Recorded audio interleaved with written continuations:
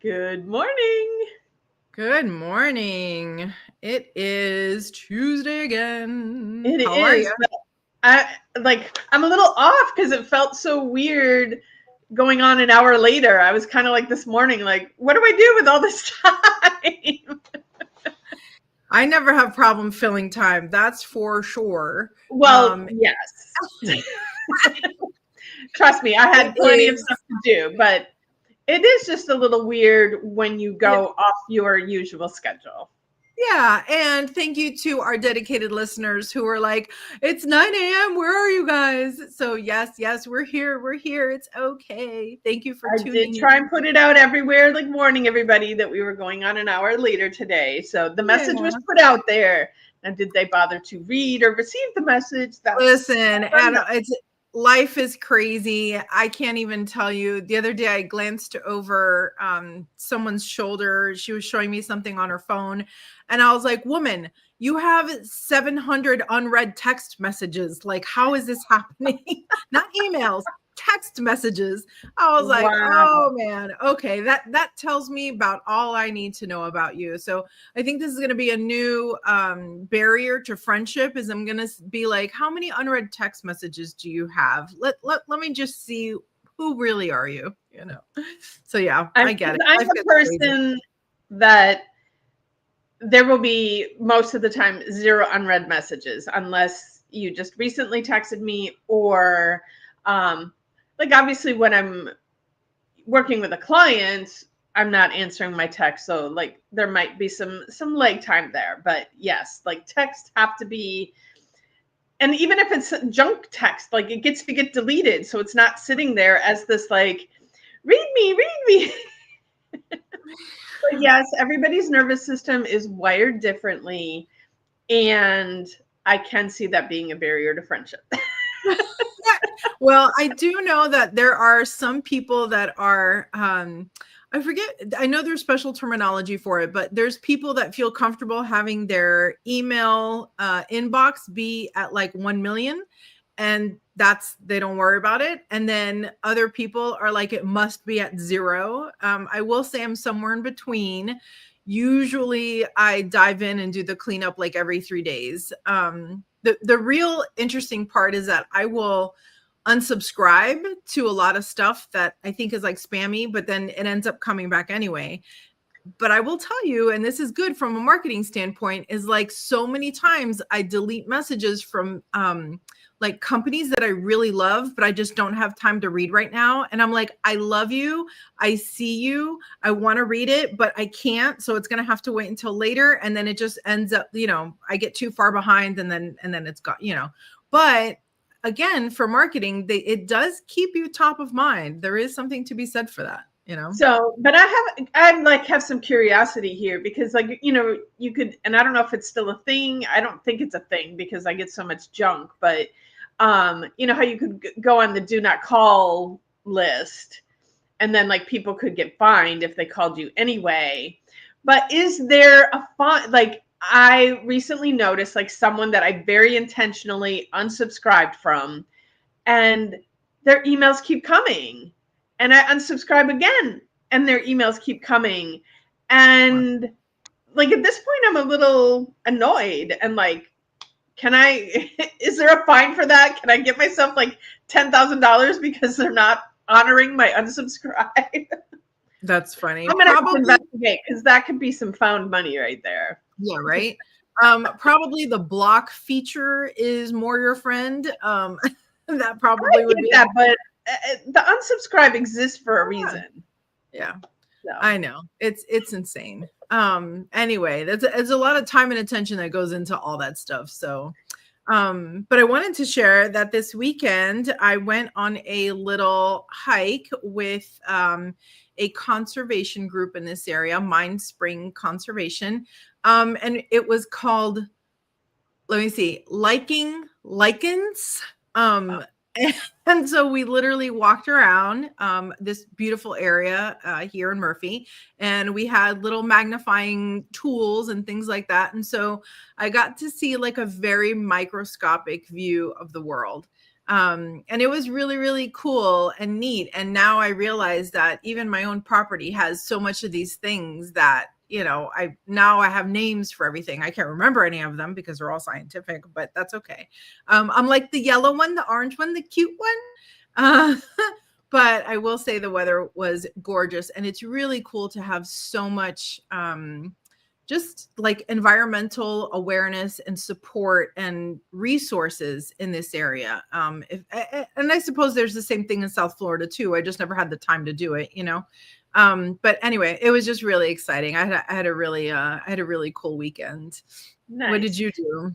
Well, I just want to add to that, because, you know, we're reading Braiding Sweetgrass for our book club. We have our final section that we're going to, I think December 3rd is the date for the final edition of the Zoom club for Braiding Sweetgrass. But there is a whole chapter in there about lichen, which we just read part of the last section. And I know I read it before, but like I don't remember reading them about before. And I have this in my head right now, but we'll see if it stays in there. But I didn't realize like lichen is a combination of a fungus and a algae, right? Like they come together and become a new species. And which is a little bit wild and crazy, but like they're also, you know, she was talking about like they would make soup out of it and stuff because there's lots of nutrients in there. Don't try that at home. Like do your research before you do that. But I thought how interesting that you had lichen in your world and I had lichen in my world too. Yeah, and I think that's one of the cool things is that it is everywhere. And I would love for this walk to have included like an herbalist, so that because I know for a fact like Usnea was one of them. And I know that I use the essential oil of that in the hand sanitizer that I make, right? So it's cool to see like, here's the actual plant. And here, you know, that was the only one that I could trace that whole step from like the tree to my house, right? And that was kind of neat. But there's so much information out there, you know, about how plants help us and which one's an antibiotic and which ones you could put on and which ones you leave alone and, you know, things like that. So anyway, it was just really neat. It was neat to get out there. Yeah. I have to hurry because winter is coming. It is. So once again, we have a guest. Like this is kind of becoming a thing again. And so let's bring her on. Hey, Toye, welcome to the show. Hi, ladies. Thank you for having me. Good morning. Look at her, so bright, happy, peppy. I love it. Thank you. It's a happy morning. Yeah. So you're new to our audience. Will you please tell them a little bit about you, who you are, what you do, and what you love? Sure. So, hi, everyone. Once again, thank you all so much for having me. My name is Toye Penny, and I am from Love You More International. That's the name of my company. And Love You More International, it's a transformational self-mastery and well-being organization where we specialize in helping mothers in leadership put their oxygen mask on first so they can lead everyone else around them. And how we do this is we created a methodology called the Love You More method. And so the Love You More method is a luxury, self-mastery, and well-being system. And it's a strategy designed to help you learn how to cope, merge, and harmonize your roles without sacrificing your well-being and creating a cycle of destruction in the process.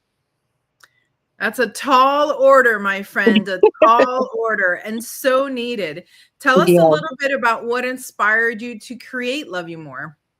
Wow. So it was actually my back end story. I had a lot of anguish growing up. My mother died of lupus when I was about 9 years old. I didn't know my father until I was 18. I was sexually abused at 13, and I became a teenage mom by the age of 16, had her 1 week into my 17th birthday. And so I didn't know how I was going to up level and provide for this daughter. But long story short, I end up going to massage therapy school right after high school.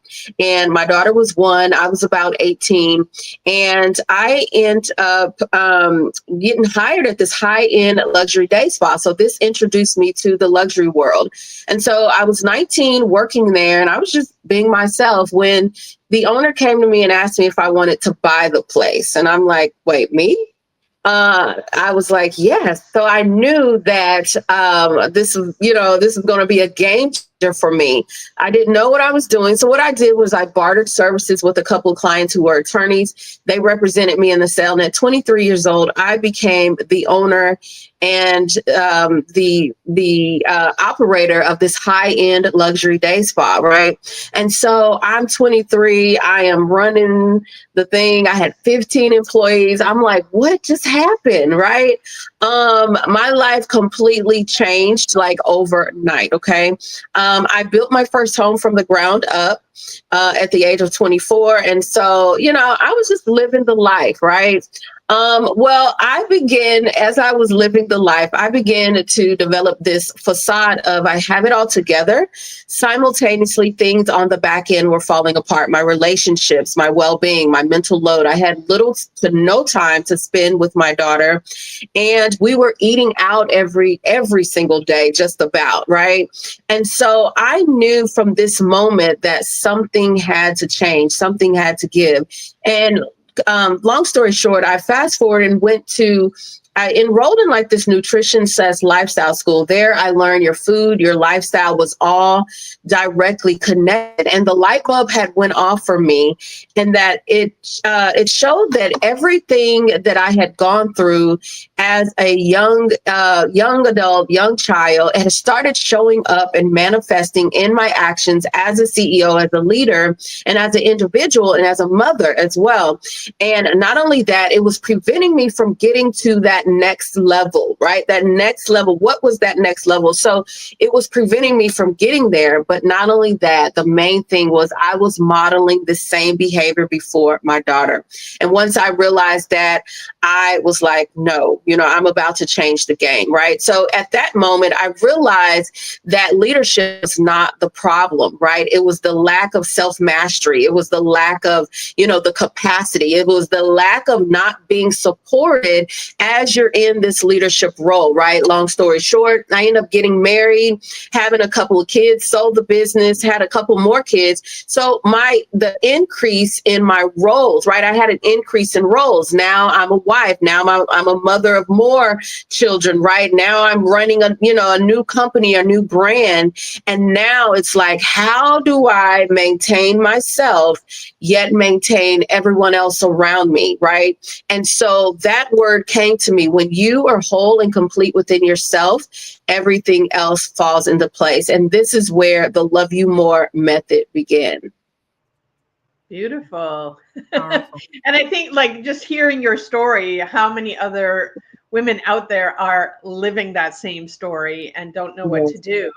But I'm curious, like typically we don't do something until we're completely overwhelmed with it and, we've hit rock bottom.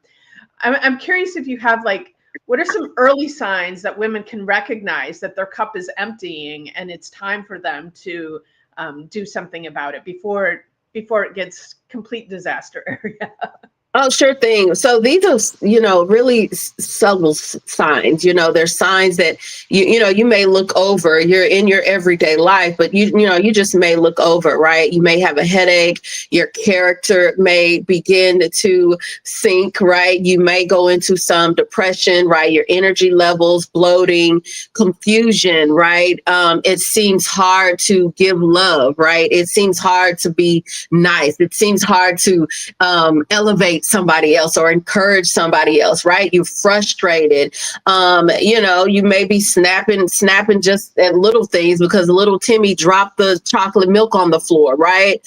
Or the lady at Starbucks got the order wrong, right? And then all of a sudden now your attitude is something else, right? Or the team member didn't turn in something, when it was due, and now, you're all messed up inside, right? And so those are some signs that you are running on empty that we really need to pay attention to. And once you are paying attention to, a lot of us are, we're so much on the go. We're going and doing the things that we aren't aware of, these little signs. Right. And so we just chalk it off to, well, he shouldn't have spilled the milk or she shouldn't have got the coffee wrong. We chalk it off to them. Right. When it's really us. It's really you. You're the problem. It's so true. And it's one of the hardest things to really recognize because, like you said, you're so busy reacting to everything that you don't have that time for self-reflection, and say to yourself, hey, wait a minute, why is everyone around me wrong? Could it be me? And as a mom myself, I feel this often. I'm like, is it me or is everyone around me just not paying attention? Right. Right. And I will tell you, sometimes it's not me, but anyway, well, a lot of our audience are women in leadership roles. And so they give at home and they give at the office and they give in their free time because they're involved in nonprofit worlds and things like that. And so one of the hurdles that everyone always talks about is like, my life is so full. How on earth could I possibly, put my oxygen mask on first? How do I do that? How do I squeeze more time into my day? That is such a barrier to asking for help, is how do I even, if I don't even have the time to help? But what do you say to women in that position? Yeah, so I would say the main thing is monitor your gates. What are your gates, right? A lot of us say we don't have time. I don't have time. I don't have time. I don't have time. I hear there's so much. I don't have time, right? And honestly, you do have time. You have the time, but your time is somewhere else.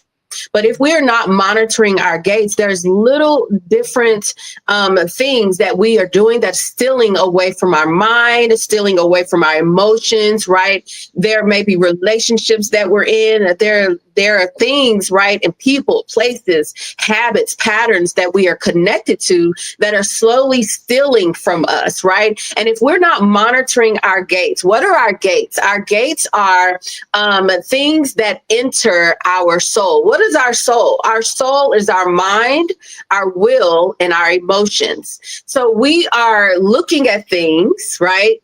There was a song when I was little. And, it used to say, oh, be careful, little eyes, what you see, what you see. Oh, be careful, little eyes, what you see.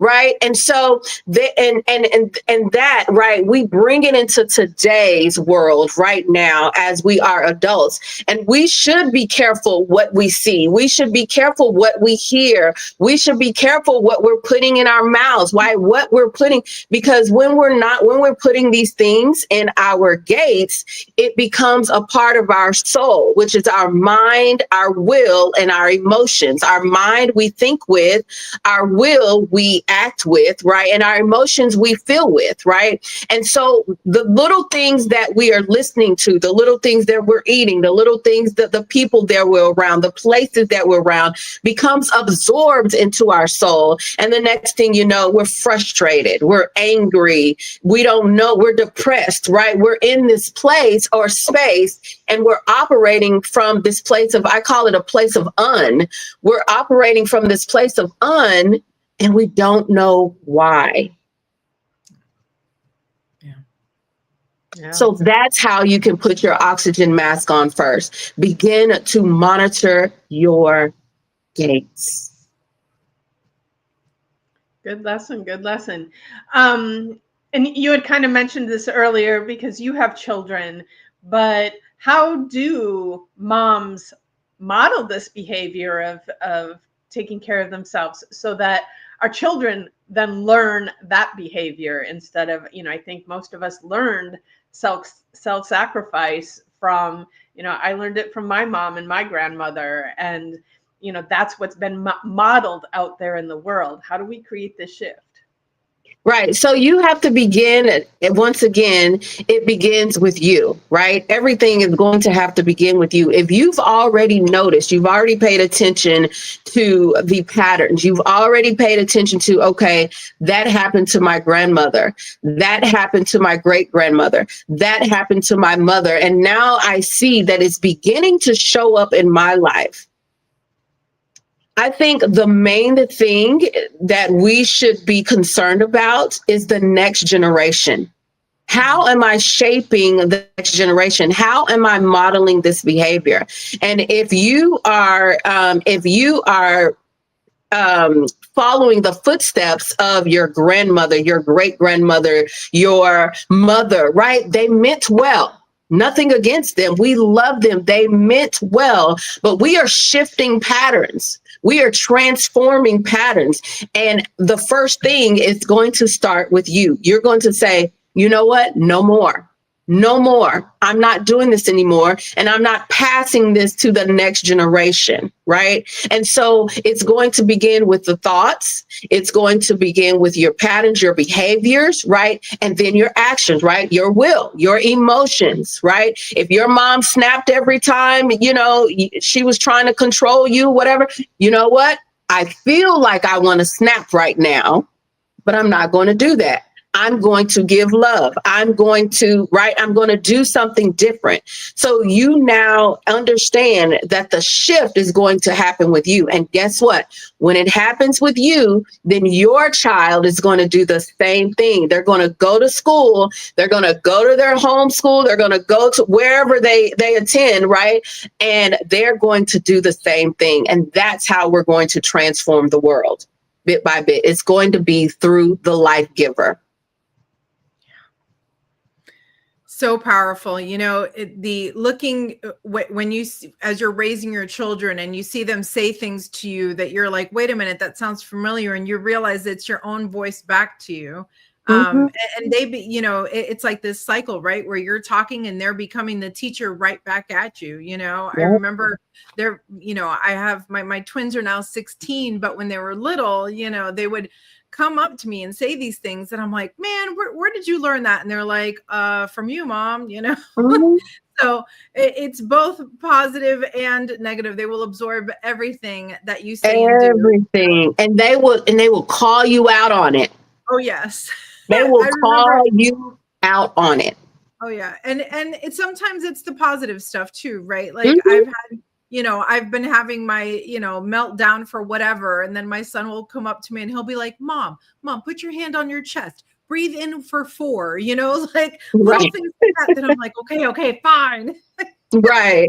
So you get to learn along the way. Yes. One of the things that I have struggled with a lot is this feeling of balance, and I've gone through a lot of different a lot of different philosophies about balance. I used to feel that balance was 50-50, right? Doing everything as much as I could each day, hitting all of my numbers and hitting all of my parenting numbers and things like that. And then I heard someone speak who said balance is maybe having to do 90% work and 10% parenting one day. And then the next day it might be 80% parenting and 20% working and things like that. So I'm curious, what does balance, what does harmony feel like to you? And how do you recenter when you're feeling off? Yeah. So in the Love You More method, there are 9 components in the Love You More method, right? And so harmony, right? There's for years, like there's been this talk. What is balance? What is balance? What is balance? And all this stuff, right? But I believe that there needs to be harmony. When I separate the two. There's a mother in leadership, and then there's a mother leader. A mother in leadership, she operates in leadership. She's a mother, right? But she struggles trying to learn how to cope, merge, and harmonize. A mother leader, she knows how to cope, merge, and harmonize her roles, right? She's already in alignment with who she is. She knows that because of her, her family is blessed. She knows that because of the love that she exudes within herself, her children will then exude the same love, that her husband will then exude that same love, right? She knows the power that she holds. She knows, right? There's something about a mother leader who knows the power that she holds, and that with her power, she then can lead her family well, right? From all things that she does behind the scenes that no one even sees because of her power and the love that she has. And so a lot of us are operating in this mother in leadership, right? We are struggling in our roles. We are, we're accepting the roles and I'm just going to be truthful, right? Just because we had sex does not mean we know how to operate in our roles. That doesn't mean we understand our assignment. Just because we walk down the aisle does not mean we understand how to operate in the assignment of marriage. So you have to understand, first of all, your assignment, right? What is my assignment connected to this man? What is my assignment connected to this household? What is my assignment for myself? What is my assignment for these children? Right? What is my assignment for my business, my industry? What am I doing? Right? And then from there, how do I operate in my assignment so that I can lead well? Harmony is when you know your assignment, you know your identity, and you understand how to co-merge and harmonize everything, and everyone is well because of you. That's harmony. I love that. Maybe speak a little bit more to, because this is something that I see come up all the time, that I have to work with women specifically that are mothers. Like when we use that oxygen mask thing all the time, that you have to take care of yourself first so that you can take others. But I see mothers really struggling with putting themselves before their children. Could you speak to that a little bit more?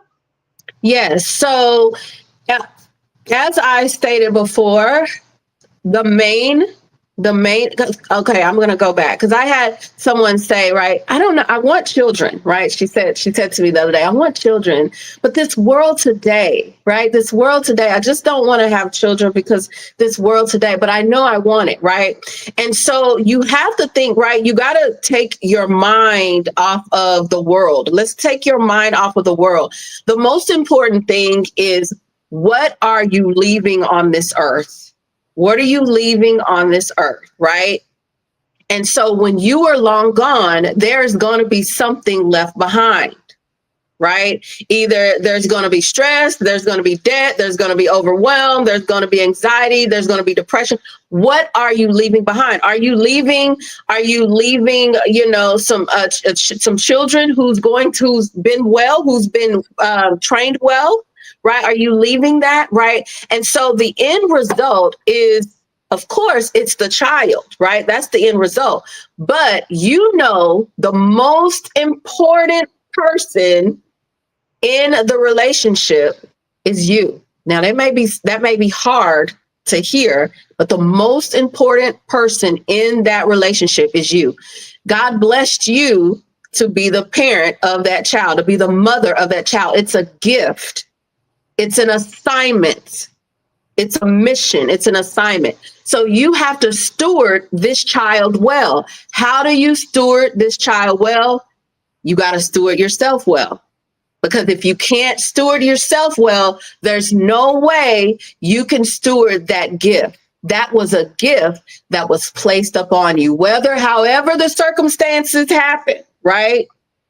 It was a gift given to you. So you must steward it well. So how do I begin to put my oxygen mask on? I understand, I shift my thoughts and understand that this was a gift and I need to steward myself well first. Mm-hmm. The most important person in a classroom, not the student, it's the teacher. Mm-hmm. Without the teacher, there's no student. The student can't learn. The most important person in the classroom is a teacher. The most important person in the mother-child relationship is the mother. You know, I think this is so true for both genders as well, right? Like it's easy to make that connection of I should be a strong woman so that I can raise a strong daughter.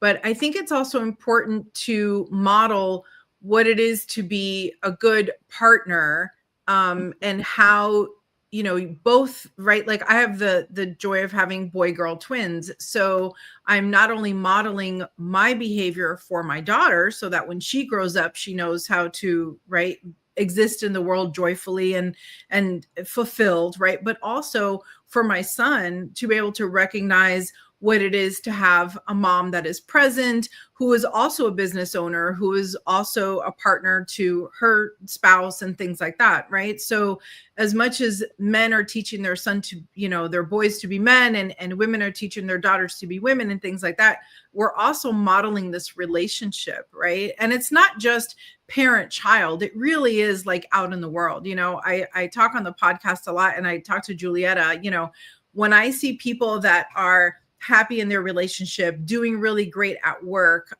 you know, taking their vacations and doing their things, I'm always like, what are you doing? What's your secret? I want to do it too, you know? And that goes for relationships as well, you know, is all of this is what you're doing for yourself. And also, do you have a partner with you that is helping you? You know, sometimes as moms, you know, we tend to push dads out of the way and be like, you know what, you're just going to be the fun parent and I'm going to be the everything else parent. And it's not sustainable. You know, you really have to model what kind of, you know, marriage or partnership is it that you want, you know, your children to have. And so you have to have it. You can't have a terrible relationship in your home and then be like, oh, but don't do what I did, you know, do better. Right. So it's Exactly. do as I say, not as I do. Right. So, Exactly. you know, so how do people find out more about what you're doing, and how do they connect with you, and how can we make this happen? How can we make these big shifts happen? Yes, so I'm everywhere, toyepenny.com. We're getting ready to launch the Love You More Lux Academy, which is the first of its kind online university for mothers in leadership. And you can go to toyepenny.com/Lux, LUXE VIP, to sign up for the waitlist. But I am everywhere, toyepenny.com.